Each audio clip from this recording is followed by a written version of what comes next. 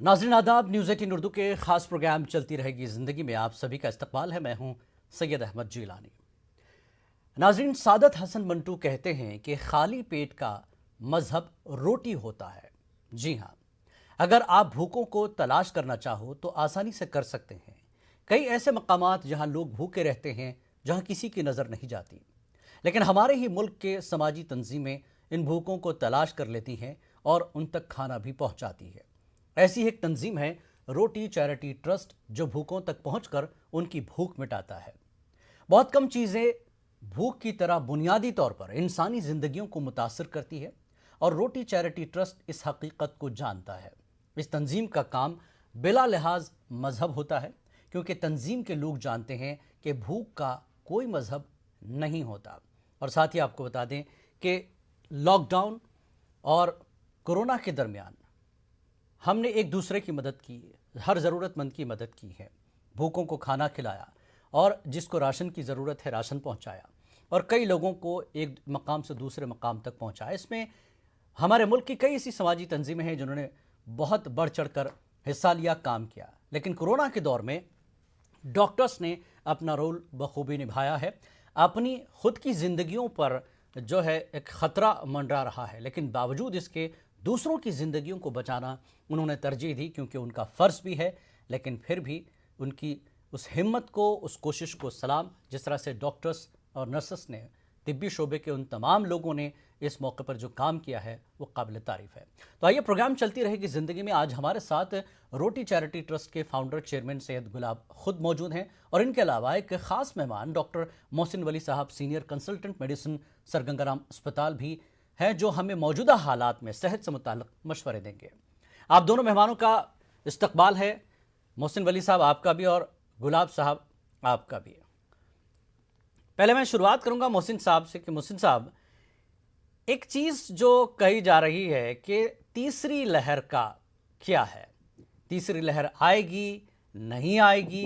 ये कहा जा रहा है कि तीसरी लहर को आप भूल जाइए, काफ़ी दूर है, लेकिन आ भी सकती है। ऐसी कई बातें हो रही है, लोग कंफ्यूज हैं, क्या किया जाए।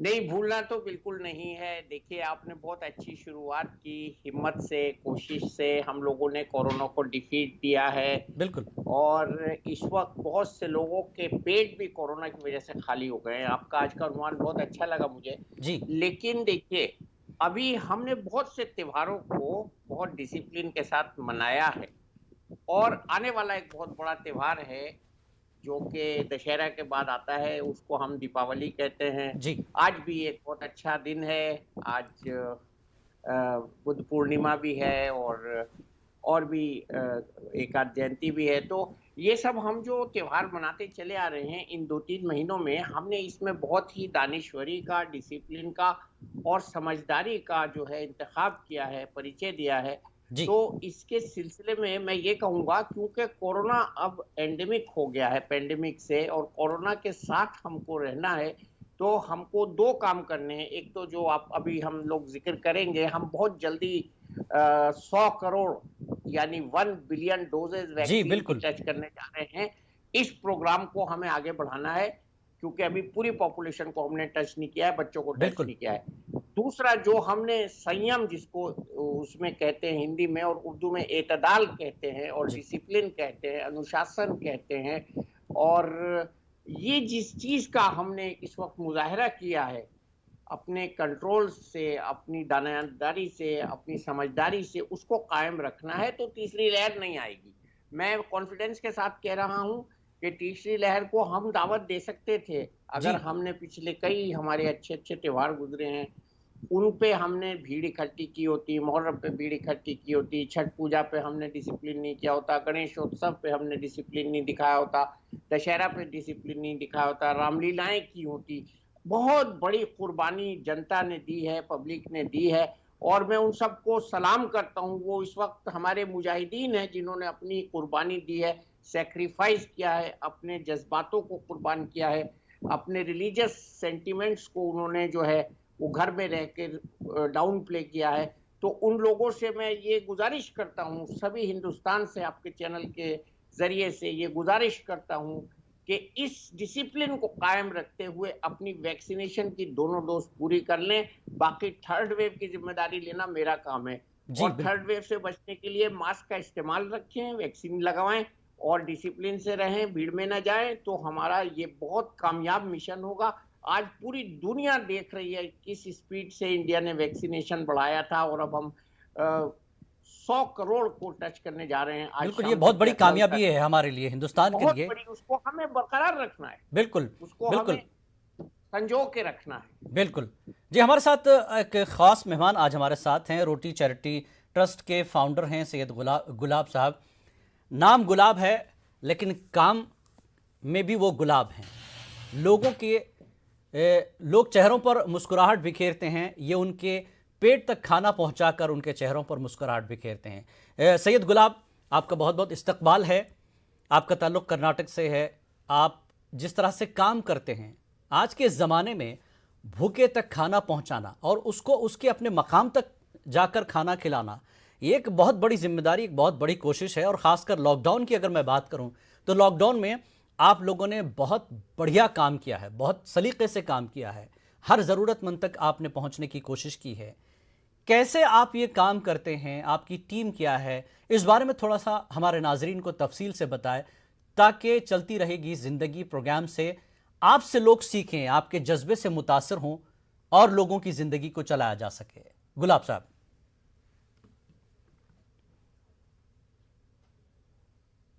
जी, अस्सलाम वालेकुम जी। वालेकुम मेरा सलाम। नाम है सैयद गुलाब। जी मैं एक छोटा सा इदारा चला रहा हूँ, रोटी चैरिटी ट्रस्ट के नाम से। अभी आपने बहुत अच्छी बात कही, भूख का कोई मजहब नहीं होता, क्योंकि तो hunger has no religion. Yes, भूख तो हर परिंदे को, जानवर को, हर मखलूक को लगती है भूख। बेशक भूख का बेशक। कोई मजहब ही नहीं है।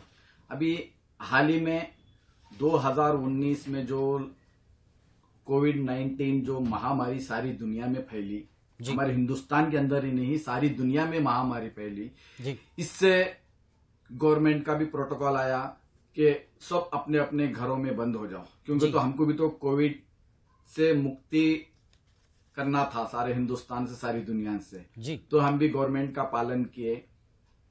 अभी इसमें मसला क्या हुआ था, अभी जितने जितने डेली वेजेस वर्कर्स रहे, जी अभी बेचारे रोज कमा के रोज खाने वालों को बहुत बड़ी दिक्कत चालू हो गई।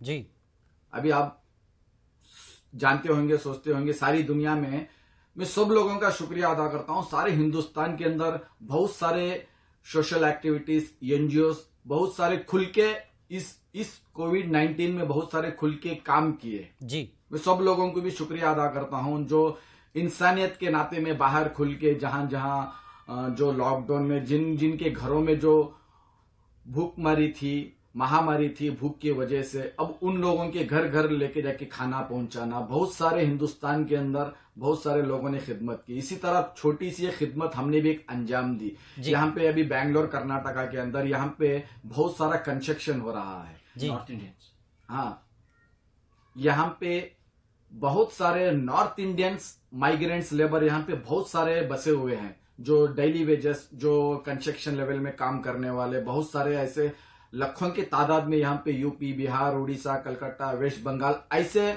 मुसाफिरीन यहाँ पे बहुत सारे काम कर रहे हैं। तो उन लोगों को क्या, जैसे ही लॉकडाउन चालू हुआ, बेचारों का काम जैसे कि डेली वेजेस है, वो रोज कमाएंगे तो रोज खाएंगे। अभी उनके साथ में फैमिली भी रहती, बच्चे भी रहते, रोज कमा के रोज खाने वाले थे। अभी उनके एक ही दम लॉकडाउन 20 दिन 25 दिन लगा के 2 दिन 3 दिन तक का बेचारों के पास में राशन था। फिर उसके बाद में ऐसी हालात हो गई उन लोगों की, अभी बेचारे ना घर से बाहर भी नहीं आ सकते, क्योंकि तो प्रोटोकॉल भी उन लोगों को भी प्रोटोकॉल उनके ऊपर भी थी, ताकि वो कहीं बाहर भी नहीं जा सकते। तो ऐसे में हम लोगों को, जैसे कि हमारा इदारा है रोटी चैरिटी, जो हम लोगों ने तकरीबन 5.5 सालों से, जो यहाँ पे एक बहुत बड़ी निमेंस हॉस्पिटल है सेंट्रल गवर्नमेंट, यहाँ पे 4 बड़े बड़े हॉस्पिटल है, जो हम लोग वहां पे सुबह का नाश्ता, दोपहर का खाना जो मुसाफिरीन आते हैं उन लोगों को हम लोग डेली तकसीम करते हैं। जो हम लोग फुटका करते हैं बोल के, तो बहुत सारे ग्रुप्स बने थे लॉकडाउन के टाइम पे।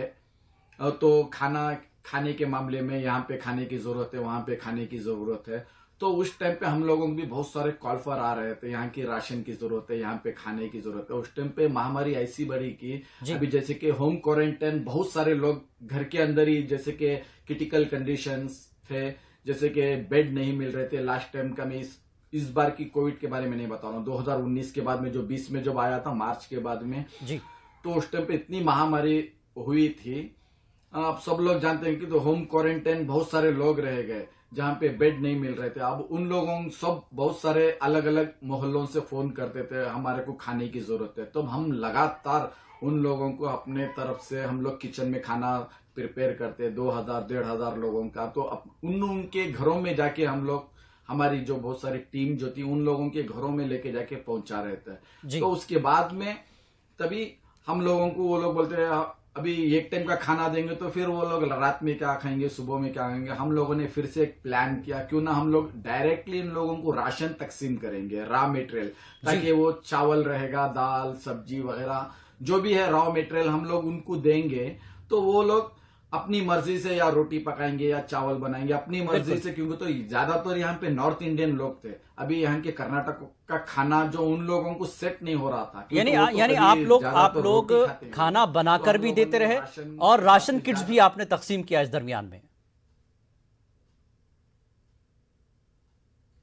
हाँ जी, हाँ जी, हाँ जी। हमने तकरीबन 25 से 30 हजार फैमिलीज के लिए, जो भी माइग्रेंट्स फैमिलीज हैं, जी। उन लोगों को हमारे पास डेटा आता था, उन लोगों को पहले वेरिफिकेशन करते थे।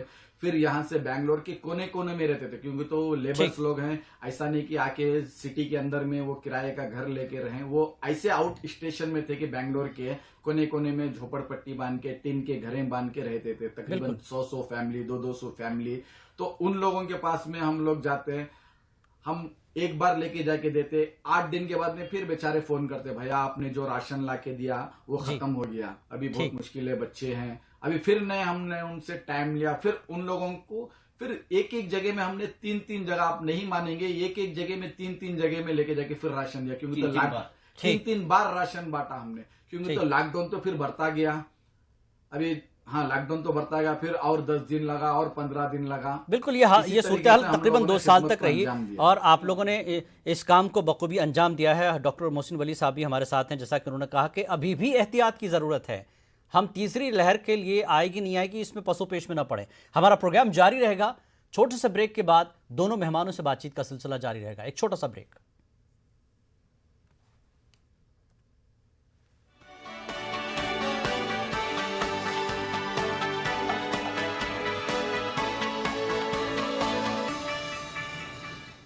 चलते रहेगी ज़िंदगी में, एक बार फिर आपका खैर मकदम है। जैसा कि हमने आपको बताया, हमारे साथ 2 खास मेहमान डॉक्टर मोहसिन वली साहब और सैयद गुलाब, जो कि भूखों तक खाना पहुंचाने की अपनी जिम्मेदारी को बखूबी निभा रहे हैं। बातचीत का सिलसिला जारी रहेगा। मोहसिन साहब, जिस तरह से आपने कहा कि तीसरी लहर को लेकर सरकारी तरफ से कुछ बातें आ रही हैं, दानिशवरों की तरफ से कुछ बातें आ रही हैं कि अभी तीसरी लहर दूर है, लेकिन शक्ल बदल कर आ भी सकती है, उसको मुस्तरद नहीं किया जा सकता है। तो क्या अभी जिस तरह से दूसरी लहर ख़त्म हो रही है, वैक्सीनेशन बहुत तेज़ी से चल रहा है, तो फेस मास्क का इस्तेमाल, लोग सवाल करते हैं कि क्या मास्क लगाना चाहिए या नहीं?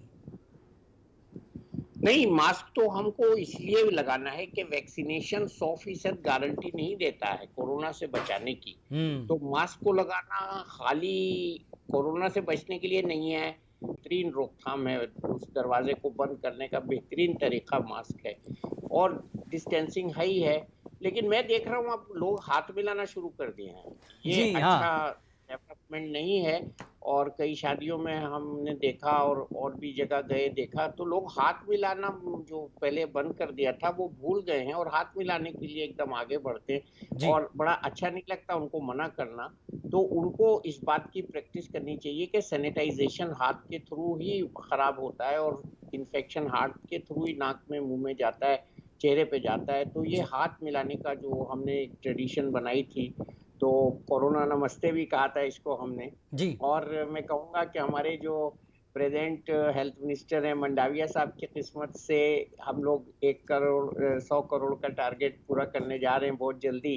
जी, तो उसमें एक अच्छी बात ये भी होने जा रही है कि जैसे जैसे दिन गुजर रहे हैं जी, लोगों की जो इम्यूनिटी है वो बढ़ रही है, और मुझे लगता है आने वाले दिनों में 70 से 80% लोग इम्यून हो जाएंगे। तो वो बढ़ी हुई immunity plus vaccination plus mask, ये तीनों मिला के कोरोना से बेहतरीन रोकथाम होगी। और आपके गुलाब जैसे लोगों की जो खुशबुएं जा रही हैं, जी, जो लोगों को इम्यूनिटी और न्यूट्रिशन पहुंचा रही हैं, उन गरीब लोगों को जिनका कोई पुरसान हाल नहीं है, उन लोगों के न्यूट्रिशन का भी इसमें बहुत जबरदस्त रोल है। अगर वो बिल्कुल, उनको खाना अच्छा नहीं मिलेगा तो वो सब बीमार हो जाएंगे। बिल्कुल, तो ये इस वक्त के जो काम है, आप पता नहीं कहाँ कहाँ से खुशबुएं सूंघ के लाते हैं। मैं इनको मुबारकबाद देना चाह रहा हूँ गुलाब साहब को। बिल्कुल, और ये बिल्कुल, कहूंगा कि ये कोरोना से बचने का बेहतरीन जरिया है कि लोगों का न्यूट्रिशन अच्छा रहे। जी, और प्रधानमंत्री जी ने जो पंच मारा है कोरोना पे, उसको हमको कामयाब करना है और टीका लगवाते रहना है। और जिन लोगों को 2 डोज नहीं लगी हैं उनको बहुत जल्दी दूसरी डोज लगवानी है।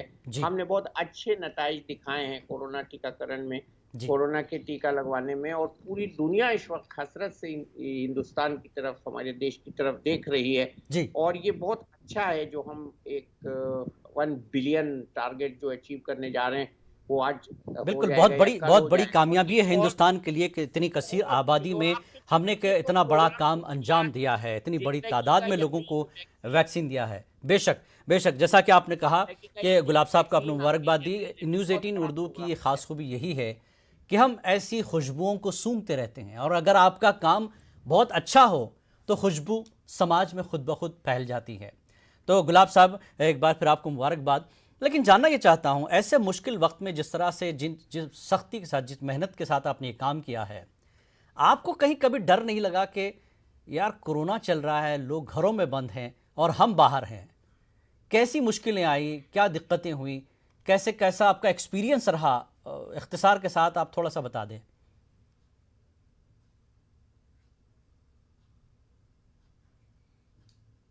पहली बात तो मेरा नाम सैयद गुलाब है। जी, मैं एक एनआरए था। मैं जी, गल्फ में काम कर रहा था। 2015 में जब मैं बैंगलोर आया, जी, जब मैं आके सेटल हुआ, तो मैं हॉस्पिटलों के पास में जो अपनी एक दोस्त की बच्ची थी, मैं हॉस्पिटल के पास में हर दिन उसको देखने के लिए जाया करता था। तो यहाँ पे ऐसे मुसाफिर लोग आ रहे थे जी, जो बेचारे एक टाइम खाना खाते, फिर दोबारा शाम को खाना खाने के लिए इतनी दिक्कत होती, पैसा ही नहीं रहता, क्योंकि तो गवर्नमेंट हॉस्पिटलों के पास में आप भी जानते होंगे इतना परेशानी रहती है बेचारे लोगों के पास में, पैसा भी नहीं रहता। तो मैंने एक शुरुआत की, अपने घर से खाना बनवाया, फिर लेके जाके उन लोगों को तकसीम किया। फिर ऐसे खा रहे थे खाना, वो पता नहीं कितने दिन से वो भूखे थे। मैं इतना अफसोस कर रहा था देख के। फिर मैंने अल्लाह ताला से दुआ किया, क्यों ना मैं इसको हर रोज चालू करूं जितना मेरी ताकत होगी, बोल जी, के मैंने इसको रोज में तब्दील किया। तकरीबन आज से 5.5 साल पहले मैंने इस काम को अंजाम दिया। अभी तक इस काम को ऊपर वाला अल्लाह ताला ने मेरे से ले रहा है। और जी, आपने एक बात कही थी, ये डर नहीं लगता क्या आपको? डर तो लग रहा था, फिर भी घर पे बोल रहे थे आप एक काम करो, आप घर पे नहीं आओ, आप दिन भर इतनी खिदमत करते हो, कैसे कैसे पेशेंट्स के। हमारा तो लाइन तो हॉस्पिटल में लेके जाके खाना देना, हॉस्पिटल के बाहर में खाना देना था। जी, वहां ऐसा हालात थे, घर से एक बंदा 2 बंदा भी नहीं निकल रहा था। तो हमारे घर पे बोल रहे थे आप एक काम करो, आप जहां खाना बनवाते वहीं पे रह जाओ, क्यों तो हमारे घर में भी बच्चे हैं। बिल्कुल, भगवान ना करे, अल्लाह ना करे, हमारे घर में आपकी वजह से कोविड ना आ जाए। जी, तो फिर भी मैं अल्लाह का शुक्र अदा करता था। मैं फिर भी मैं डर भी हो रहा था, फिर भी मेरे से या मेरे बच्चों को या मेरी फैमिली पे ना हो जाए कोविड।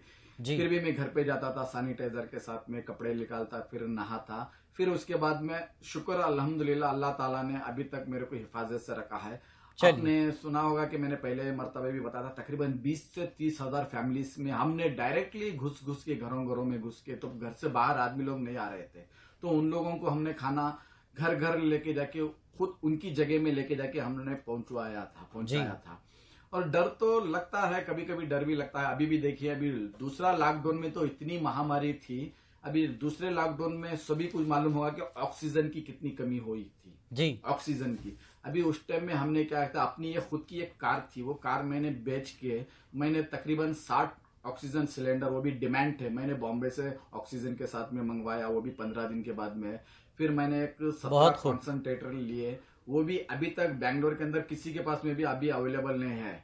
अभी भी मेरे पास में जो भी जो अपना जो नंबर वायरल हो रहा है, जो भी अपनी जरूरत के लिए ऑक्सीजन के लिए फोन करते हैं, एक दूसरे तो कभी कभी कोविड पेशेंट गुलाब आप क्या क्या करते हैं? आप राशन पहुंचाते हैं, आप खाना पहुंचाते हैं, आप ऑक्सीजन पहुंचाते हैं, आपका क्लिनिक भी है, आप करना क्या चाहते हैं? मतलब समाज के तौर पे आपने इतने काम खोल रखे हैं, मदद कैसे होती है? कौन कौन से हाथ आपके आगे बढ़ते हैं आपके लिए? जरा इस पर भी बात करें। आपकी क्लिनिक भी है। नहीं, सबसे पहले शुक्रिया अदा अल्लाह ताला का करना चाहता हूँ। हाँ, अल्लाह ताला ने ये काम के लिए मेरे को चुना है जी। अभी मैंने पहले ही बताया था, 5.5 साल पहले एक हादसा हुआ था, जो मैंने खाना अपने घर से लेके जाके एक हॉस्पिटल में दिया, तो उससे मेरा डेली का रूटीन चालू हो गया। तो मैंने डेली यही काम करते करते एक नाम रजिस्टर किया, रोटी चैरिटी बोल के।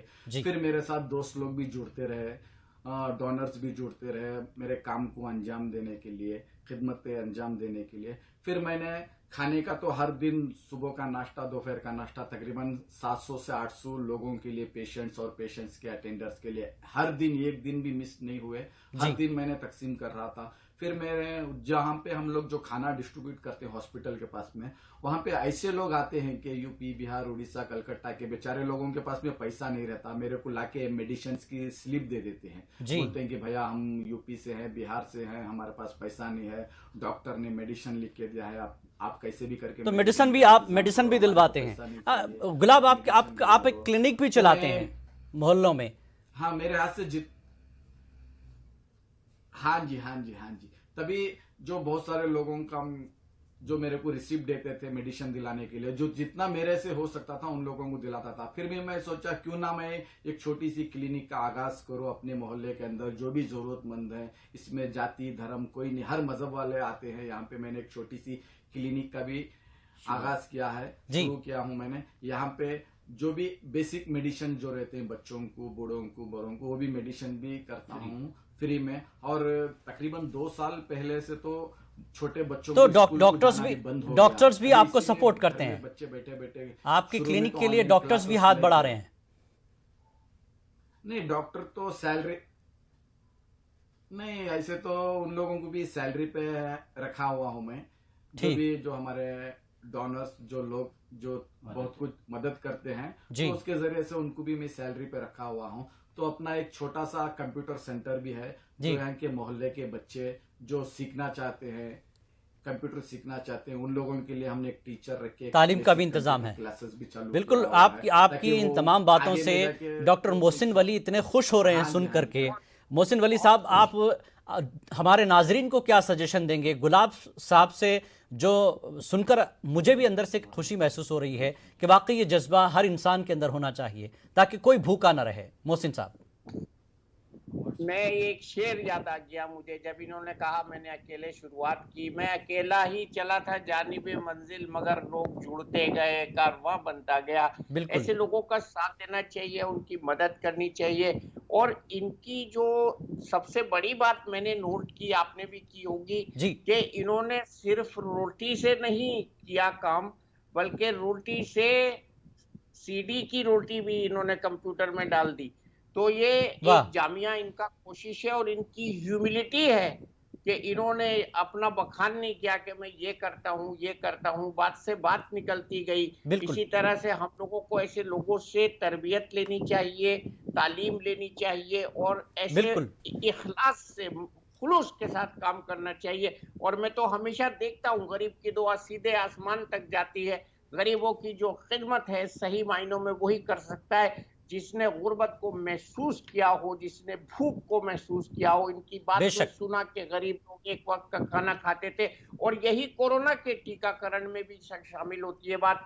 हमने जब टीका शुरू किया था तो लोग कहते थे कैसे होगा इतना बड़ा काम, और आज हम देख रहे हैं कि हम कल को या आज ये अपना 1 बिलियन का जो है टारगेट पूरा करने जा रहे हैं। वैक्सीनेशन का जो 100 करोड़ का मामला है हम उसमें आगे निकल चुके हैं, लेकिन फिर भी डॉक्टर वली साहब ने जिस तरह से सजेशन दिया है कि एहतियात की अभी भी ज़रूरत है। और जैसे आपने सैयद गुलाब को देखा कि रोटी चैरिटी ट्रस्ट की आप भी चाहे तो मदद कर सकते हैं, और जिस तरह से गुलाब ने अपने तौर पर इस समाज में खुशबू फैलाई है, आप भी इस तरह की खुशबू फैलाएं ताकि हर किसी की ज़िंदगी चलती रहे, भूखों को खाना मिलता रहे और लोग सेहतमंद रहे। आप दोनों मेहमानों का बेहद शुक्रिया। सैयद गुलाब, आपका भी बहुत बहुत शुक्रिया। मोहसिन वली साहब, आपका भी बेहद शुक्रिया हमारे इस खास प्रोग्राम में जुड़ने के लिए। आदाब।